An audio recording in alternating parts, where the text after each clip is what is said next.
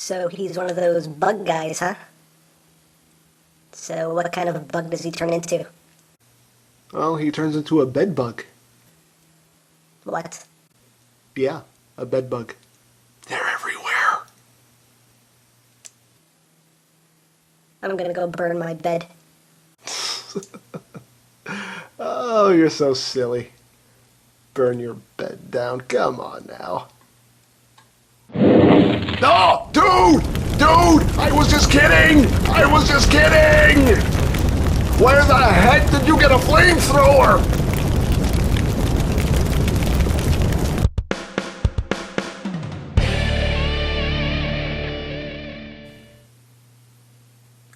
Hey, what is up, YouTube land? EmGo here, the freaking geek himself, and today we will be reviewing the Fansproject Causality CA03 Thundershred. And every time I say that name, I think of an AC/DC song. I do, I really do. But here we are! There he is, and first and foremost, we will take a quick look at the packaging. There we have some nice artwork of Thundershred. His name is Thundershred. Over here on this side of the box, you have a obligatory product shot, and on the other side of the box you have an illustrated version of that same obligatory product shot, which I really do like. I thought that was a nice touch. Back here you have more obligatory product shots. He can do things, he can do stuff, and he can do the other. He has a bug mode, he can stand, he can store things on his back, you can plug things there, you can hold giant murder pinwheels, and apparently he just dropped everything. He's clumsy. That's pretty much it. More artwork on the top, and that's basically it. Hey! I'm not going to throw this. I'm not going to throw this. I do keep these boxes, so I'm just going to set this down just over here. Yeah. But on to the figure itself. Now, Fansproject, obviously, they're doing their version of the G1 insecticons, and this is their version of Shrapnel, the stag beetle of death. And very nicely done, just classic G1 Insecticon colors. Very nicely done. I really do like the way this came out. It just looks bad to the bone. Oh, that's 2 song references in one video. Oh my god. I'm on a roll! Alright, so articulation in this mode. The pincers can pinch stuff. I'm pinching you. Each leg is on a ball joint, so you have good range of motion, good up and down movements, as well as forward and back. Now the back legs are on a looser joint, unfortunately. I don't know if it's just mine or that's just the way they made them, but the back legs are on quite a loose ball joint, and they're also on this extra hinge here, which I guess is for transformation to kind of get them out of the way. That's what I'm assuming this hinge is for. So yeah, these back legs really don't support any weight. The 2 front legs though, the ball joints are quite tight, and he actually can support his weight and stay above ground, which is very nice. He keeps his belly off the ground. I like bug formers that can keep their bellies off the ground. That does it for me. Now for comparison, just so you can get an idea of how beefy this guy is, here is Dark of the Moon Deluxe Roadbuster. Yeah. He is pretty big. And just for the hell of it, here he is with his G1 counterpart. Oh, look at that. Oh. It's like a baby with its papa. Oh, that precious. That's just precious. But yeah, that's pretty much it. Also, when you open the box, you get your instructionalities, which instructionalify you. I'm just making up words. And now to instructionalize this figure, now to plug things and change things and move things and stick things and poke things and hold things. And none of that sounded right. And you also get a little collector's card, again with some nice artwork on it. On the back you get quite the lengthy little bio. That starts with the words, "Today I was reborn," and ends with the words, "Today I was reborn." He felt the need to repeat himself. I don't know why. But yeah, quite a lengthy bio here, so if you want to read it, there's the first paragraph, there's the second paragraph, and there's the third paragraph, and that's basically it. So you have all that. So, there he is. He's a stag beetle. He looks pretty damn cool. I don't want him in my bed. No, I don't. So we'll get down to transformation. What you want to do, first thing is you want to grab the pincers here and pull them off. Like so. And they are on the 3mm clips. So yes, you can support clip weapons. Oh, no, you weren't supposed to see that yet. Stay on there. Now when you're pulling these out, the way you're supposed to do it is, because it does clip at 2 points. It does clip on the gauntlet itself and then clips into the figure. You want to grab it by the top clip. So you want to put your thumb right on that clip, grab it, and pull it off. Because otherwise the clip will stay behind and you'll just have the gauntlet in your hand, and that will not be right. So put that to the side. You want to take the insect legs. You want to untab them. They just tab in 2 places, right here in the torso. So untab them, bring them down. And you can bring these legs down too, just to get them out of the way. You also want to remove this piece here from between his legs. This is part of the murder pinwheel. Just put that to the side. Now you want to get started with the legs. You want to spread the legs apart, which will untab them. You see, I just tab in to a slot right there on the inside of the leg. And then you want to unfold the leg and also bring out the arm. Just make sure the arm doesn't get caught in there, because it does kind of get snagged in there. You get a little Sentinel Prime action there. The arms actually store inside the legs, so I thought was quite clever. So you want to bring the leg down. You're going to take the foot, untab it from the side of the leg, and you're going to rotate it like that. Rotate it forward, and then bring it down and up into that well like that. And then you just want to take the insect leg and just bring it up against the shin like that. It would have been nice if this actually tabbed in, but oh well, what are you going to do? And then the second verse, as usual, is much like the first. Unfold the leg, make sure the arm comes out smoothly, bring it down, untab the foot, rotate said foot, bring the foot forward, and then swing it around and up. And then bring the insect leg up against the leg, and there you have his legs. You can take his arms, bring them up, and rotate them at the waist. You want to take his hips and push them back. They're on a slider right here. Just want to push them back until they snap into place. You want to take these sections here on either side of his chest and rotate them forward so the silver parts are facing you. And then you just want to take the arms and orient them correctly here, like that. You basically want it so this silver pin right here is up top, on the top of the shoulder. That is the correct orientation. Just like that. And you can take these insect legs and, you know, pose them however you want. I like to have them in this little configuration like that. That's how I roll. Then the epic head reveal, you just take this piece, untab it, it's on a ball joint, you just want to rotate it, and then bring it forward, and actually will lock into place. There's a little, there's a tab right there, and it'll just slide in between those 2 tabs right there, and that holds it in place quite securely. And there you have them. There you have Thundershred in robot mode.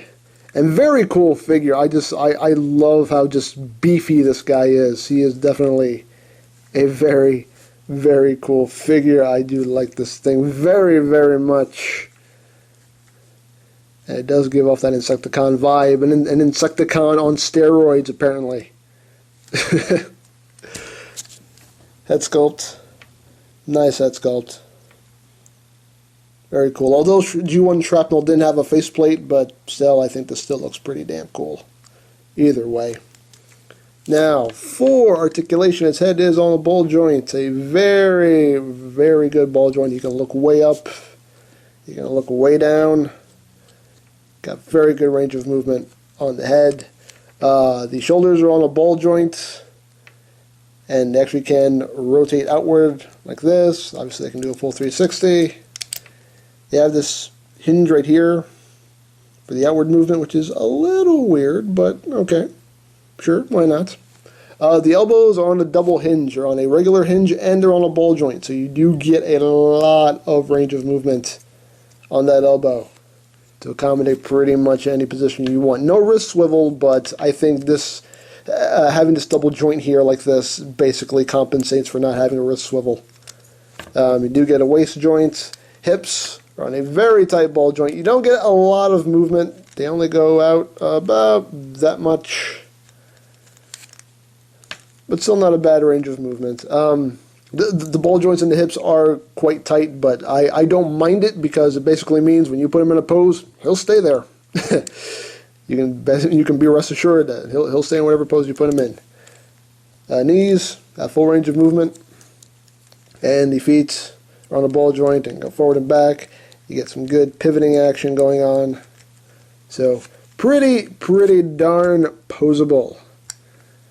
Now, obviously, you have the big pincers here left over, and basically he has clip points right here on his forearms. So you can take them and clip them in right here. Don't fight me, man! Don't fight me! Get in there.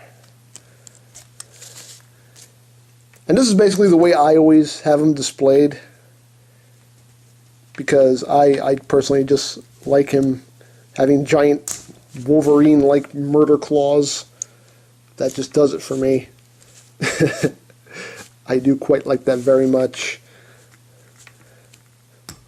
But you can actually remove these. The reason I always leave these blades intact is because they really are quite a pain to get out.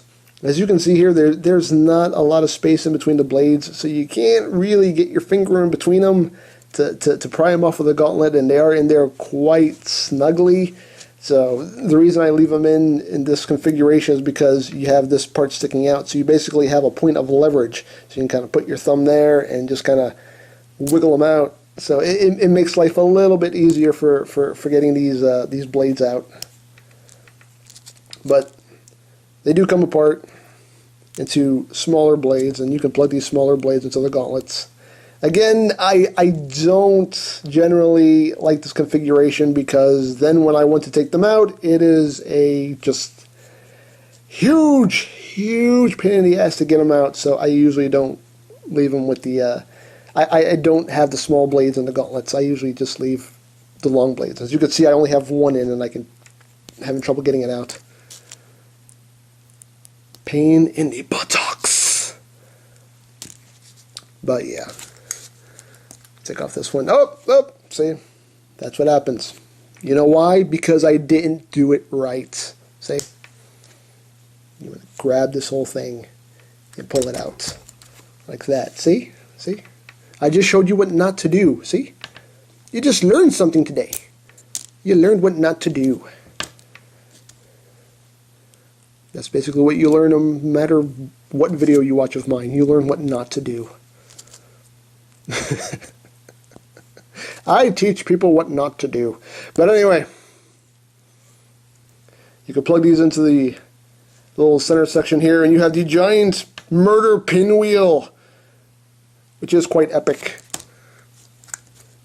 And he can hold it into his hand. Hold it into his hand. Hold it in his hand. I show you what not to do and how not to speak. That's also what I show you. How not to speak. This is a very educational show you're watching right now. You're learning grammar and proper toy handling. There he is with his giant murder pinwheel. And that does look pretty epic. And if you have if you have Stormbomb on the way, Stormbomb is actually going to come with an extra murder pinwheel, because apparently some people have been breaking theirs because of tolerance issues and whatnot. So I'm going to enjoy actually having 2 murder pinwheels on my Thundershred. Yeah, you can have that action going. And he does have a peg right here. There's a port right here, and I'm just bumping the camera all kinds of ways. See, again, I'm just showing you what not to do when you're shooting a video review. There's a port right there. You just take it, plug it into his back.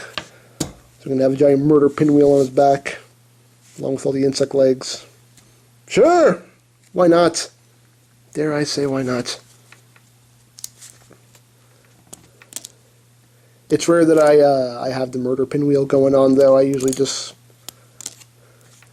leave this back here for storage. And I have the giant claws and the gauntlets. I just like the way this looks a lot better. For me, this is my display option. My choice display option. I just like to have them this way. But with that extra murder pinwheel, I can have the giant blades and the murder pinwheel. That'll be cool. And you can also use these two clips that are now on either side of his head. And if you want to get all, G1 about it, you can plug these right up here. You can get all G1 about it. It looks a little ridiculous, but then again, it looked kind of ridiculous on G1 Shrapnel too, so hey, why not? And for comparison, here he is next to G1 Shrapnel, with this giant thing sticking out the side of his head. So there you go, a very nice homage, a very nice update. And we'll bring in his other causality partners here. The blaster of flames and the crier of war. War! There he is next to Flame Blast and War Cry. And you can see how much bigger and beefier he is than the two predecessors here. He is definitely just a chunky, beefy figure, and that's why I like it. I love the way these came out. Very cool figure. I would definitely recommend it. Fansproject has yet to disappoint me. I think definitely one point where they did kind of miss the mark a little bit was just on the tolerances with these blades. Like I said, some people have apparently been breaking theirs, trying to get them in and out of these gauntlets, and yeah, they did kind of miss the mark there, but I know what not to do. And now I'm teaching you what not to do. And why does this one never want to go on? There we go. That one likes to fight me. Yes, giant murder claws. I love it. But yes, very cool figure. I would definitely recommend you pick him up. I got mine from Big Bad Toy Store, and I do have Stormbomb on the way, and I can't wait to have him. I can't wait to do a review of him and show him off, because he looks damn cool too. So yeah, I would definitely say pick him up. He's a cool figure. Again, I will pimp out Fansproject till the day I die, because they just do great work. And this is a great updated homage to a classic character. And I would say yes, pick him up. If you can, if you have the means, yes, pick him up. So I think that's pretty much all there is to say. So there is the Fansproject Causality CA03 Thundershred, and this is EmGo, rolling out. Me and my friends are Gem Girls. Gem is my name. Exciting adventure, fortune and fame. Once you're a Gem Girl, you're never the same. Go on, get out of here! Shoo! Go away! Get out! Go! Shoo! Man, does it ever end? Jeez. Man. What was going on out there? Dang insecticons got into garbage again. I told you not to put the trash in aluminum trash cans. They eat metal, they eat metal. How many times do I have to tell you that? Nah, it's okay. I ran them off. You probably just pissed them off. No, come on. What can they do to us? You do know that insects can lift many times their own weight, right? No, come on. We're the biggest, baddest Decepticons out there. There's no way they can do anything to us. They're harmless. They're just insects. I mean, what could they possibly do? What's happening? You're learning a lesson today. Well, color me surprised. Now I'm never going to find out how this episode of Gem ends. They stop the misfits and then sing a song. It's how every episode ends.